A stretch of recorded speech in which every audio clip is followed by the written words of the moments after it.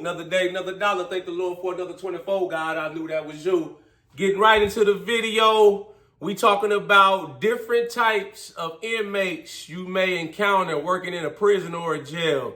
For those of you that are just tuning into my channel, I've been working in corrections as a correctional officer for 12 years now. I started at a county jail in West Virginia. I did 2 years there. Then I got on with the federal prison system, the Bureau of Prisons. I did 2 years in West Virginia at FCI McDowell's, a medium security prison, federal prison with a camp. Then I transferred down here to North Carolina. I've been at Butner, FCC Butner. It's a complex down here. You know, I've been here ever since. So I'm going on 12 years. You know, and all throughout my 12 years, I've encountered all types of different inmates. You know, all from all around the world, all different security levels, from minimal security all the way up to maximum, you know, max security, you know. So some of the inmates that you're going to encounter working inside, you know, as a correctional officer, most of the inmates you encounter in a prison setting, you know, they're going to be like your regular run-of-the-mill inmate. You know, these inmates typically, most of them just trying to do their time, you know. They're trying to follow the rules, you know, day to day, and they just trying to do their time and go home, you know. That's your typical inmate, you know. And you got some inmates in there, man, that they're serving a life sentence, but you would never know it. You know, I've been around inmates, man. These dudes got life sentences, never coming home. You know, they're like the most model inmate, respectful, you know, always in a good, upbeat mood. You know, I remember it was a dude I worked with when I worked at the county jail. You know, I think he got life for killing his wife, chopping her up and putting her in the freezer, man. But you would think like, this dude, man, I'm not messing with that dude. This dude crazy. He need to be in the maximum lockdown unit, you know, with maximum custody, a minimum of 3 staff members anytime he comes out of cell. But this dude, man, he was like I said, he was one of the most respectful inmates. He was always in a good mood, you know. If he had a problem, he addressed it to the CO, you know. And, you know, I would see what I could do, you know. And if I couldn't do it, he was like, okay, cool. You know, he wasn't never violent, nothing like that, you know. But you always want to be alert, you know, around them inmates, man, because a lot of them dudes, I got a lot of time. They may be respectful. You know, they may be a model inmate, always follow the rules, don't give you a problem, you know, 99% of the time. But it's that 1%, you know, where they may lash out. You don't know what they could do. You know, they may take a staff member hostage, anything. It can go from 0 to 100 like that. I've been in all kinds of situations in my career, you know, where it goes from 0 to like, it's like a normal routine day in the prison to it went to the max. It went out of a fight, an inmate gets stabbed, staff member get assaulted, riots, inmate try to hang himself, man, medical emergencies, man. I had inmates fall out on me, have a heart attack and die. I had to give him CPR, save his life. Man, I found an inmate that hung himself before, stuff like that. So you always got to be alert, you know, when you working in a prison setting, you know. Your other type of inmate that you bound to encounter is a unpredictable, violent inmate. You know, usually, you know, if an inmate, they got a history of violence, you know, assaulting staff members, stabbing other inmates, stuff like that. Usually, they're usually behind a door in a secure unit, locked down, you know, and anytime they come out their cell for anything, usually like there's 3 staff members with them. You know, the prison I'm at now, the federal prison I'm at now, we got some dudes that come from the ADX. That's like the maximum, max security for the federal prison system. It's in Colorado. It's called the ADX.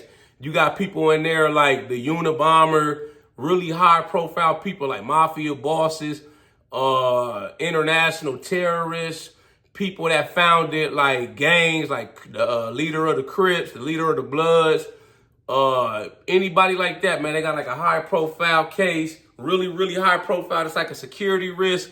They got a history of violence. You know, we got inmates like that in a special unit at my prison, you know, and it's like they stay behind their door 24 hours, right? And anytime they come out their cell for anything, whether it's to go to medical, whether it's to go to recreation, they got an attorney visit, before they come out, we got to open the slide. They got to put their hands out, and we got to put handcuffs on them, right? Boom. They put the handcuffs on. We may put the leg irons on, like the leg handcuffs, the leg restraints. Soon as they pop the door, usually it's a minimum of 3 staff members at all times. You know, if it's a higher security inmate, like they come from the ADX, the supervisor, the captain, or the lieutenant, they may have to be present too. You know, some of them, these dudes, they got like a 4-man hold, meaning it has to be a minimum of 4 officers there at all times. You know, it's 3 staffs, 3 COs, and it may be a sergeant or a lieutenant, and the lieutenant got to have a baton with them. You know, that's because these inmates have a history of violence, man. They've been in a regular high security prison where they were out in general population. They were causing mayhem. They may have stabbed and killed another inmate, killed a CO, a staff member. So these dudes, you can't take no chances with, man. A lot of them dudes, they stay behind the door 24 hours, man. They come out, it's a minimum of 3 to 4 staff members. You know, I've seen instances, though, where those dudes over a period of time, maybe like a year, 2, 3, 4 years go by, they show model behavior. You know, they may be doing programming. You know, they being respectful, following the rules. They're not getting in no trouble. And they're able to kind of work their way down, you know, to where they may be able to come back out into general population. You know, I've seen that too, man. Like, I've seen inmates, you know, you would never think you'd be seeing them walking out in general population, man, because I've seen them before act out, you know, in the lockdown, you know, I'm like, and then you see them one day, they out just walking around like a regular inmate. I'm like, man, they did a whole 180, man. They must have worked all the way down, you know? So you can encounter that too, you know? The next type of inmate you may encounter in prison is like a mental health inmate, man. And the thing with mental health inmates they are highly unpredictable, you know? You don't know what to expect sometimes when you work in the mental health inmates. You know, I don't really work the mental health units like that. These days I stay in the work unit, like the cadre unit.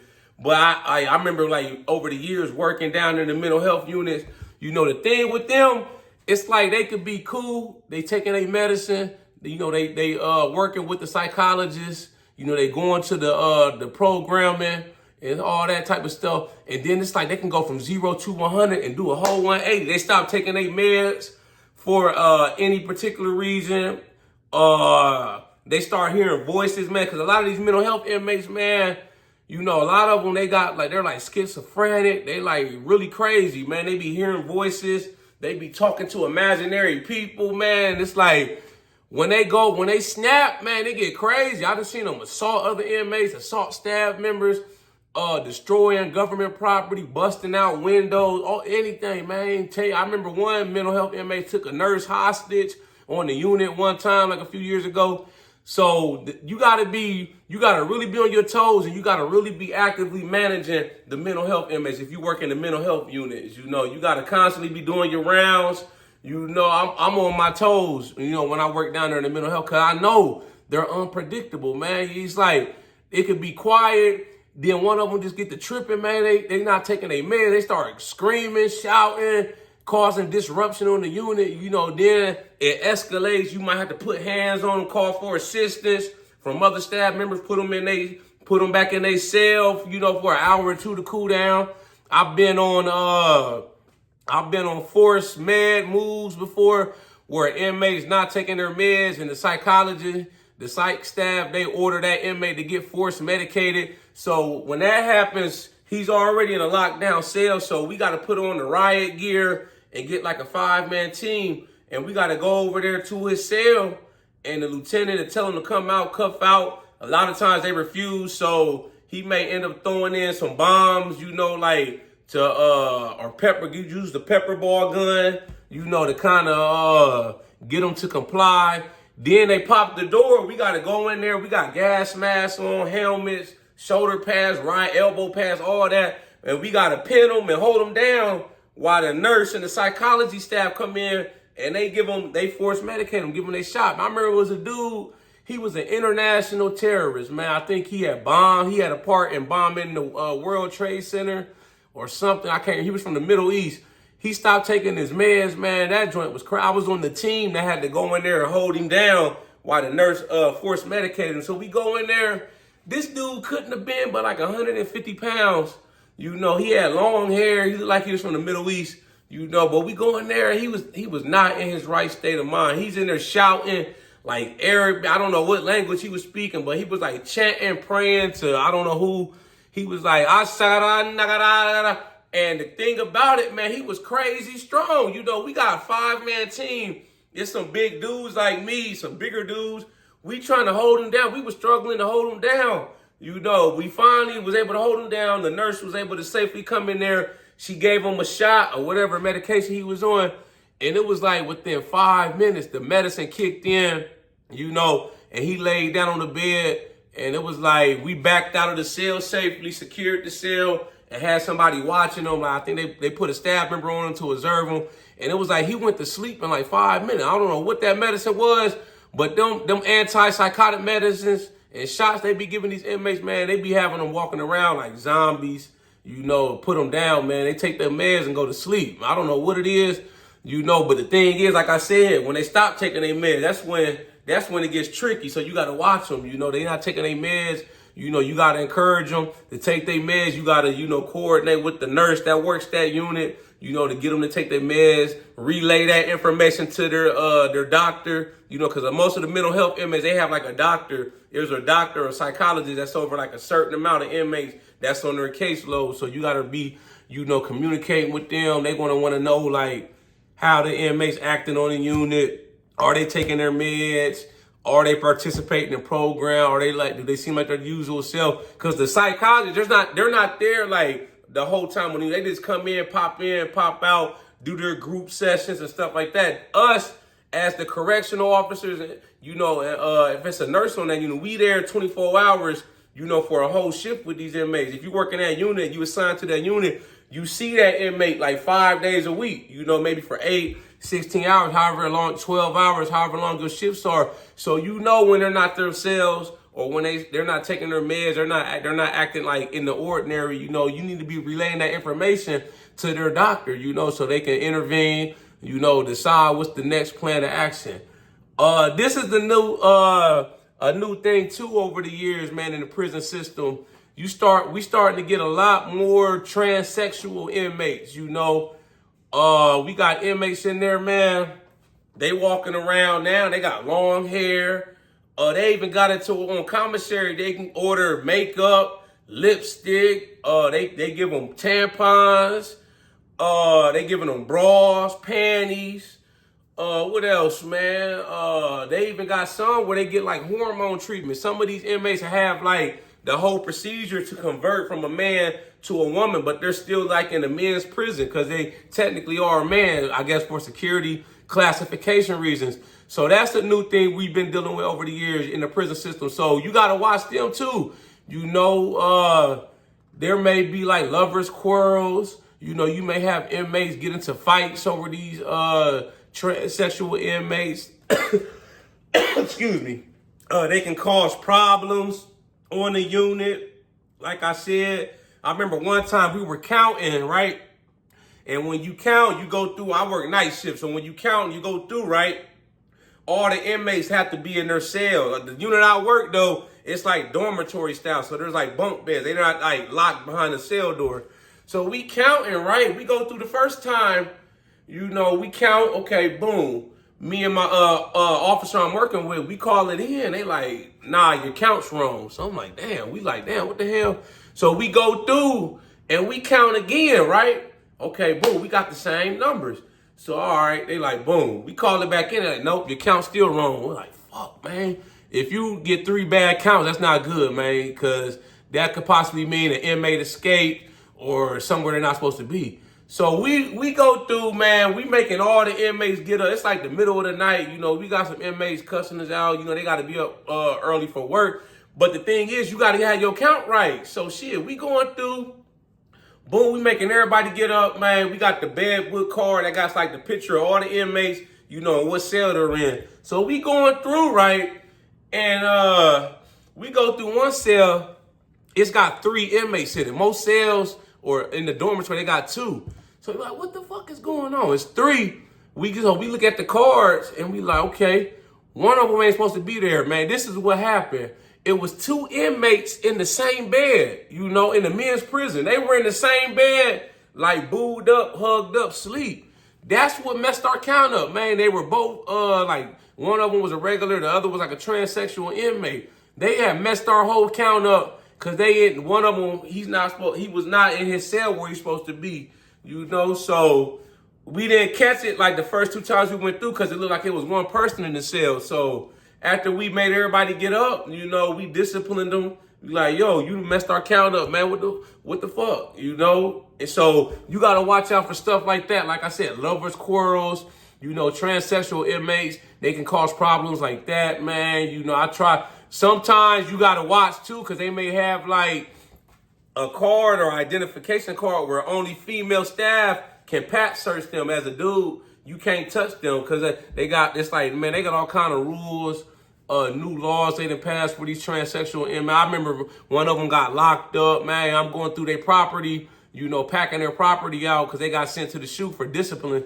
And, man, they had like all kind of makeup, tampons, panties, bra. I'm like, what the? I had never seen nothing like that. Usually you pack a regular inmate out, in the men's prison. I'm talking about they had makeup. I'm like, man, this, when I deal with them, most of them are respectful. I feel like all the ones I've dealt with, they model inmates, they don't cause any problems.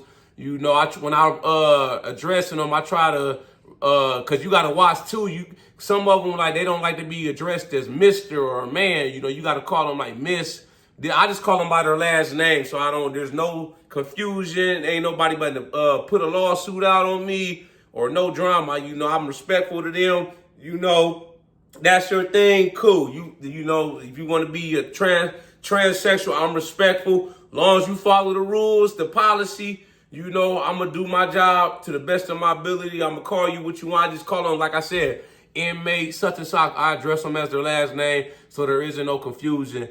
But those are some of the inmates, you may run into, in your career. You may have some problem inmates. These inmates got a propensity for causing problems on the unit. You may have certain inmates, they're known for making homemade alcohol. They're known for being a junkie, smoking drugs, getting high.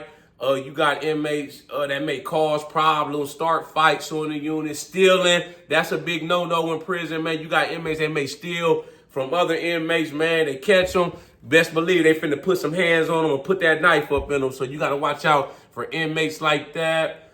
What else, man? Like I said, most inmates, man, they just trying to do their time and go home. They stay out your way, follow the rules. I tell them, man, as long as y'all follow the rules, nothing crazy going on. Nobody in there fighting, fucking, smoking, getting high, trying to hurt themselves.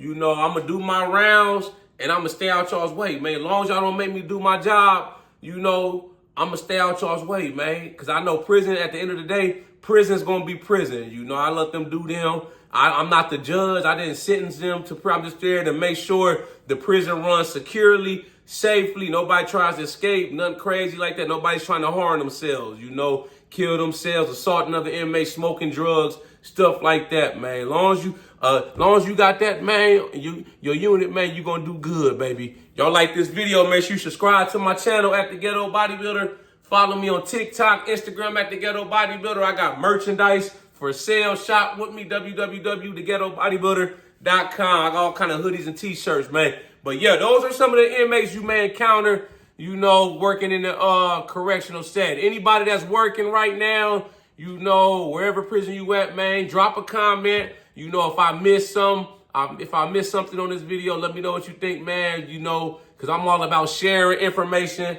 That's what I'm trying to do with making these correctional officer training videos, giving tips out to the new people that's fitting to start going through the hiring process. If I missed anything, drop a comment, man, so we can share this stuff. We can work together and educate each other, man. Those that are working in the correctional setting, you know what I'm saying?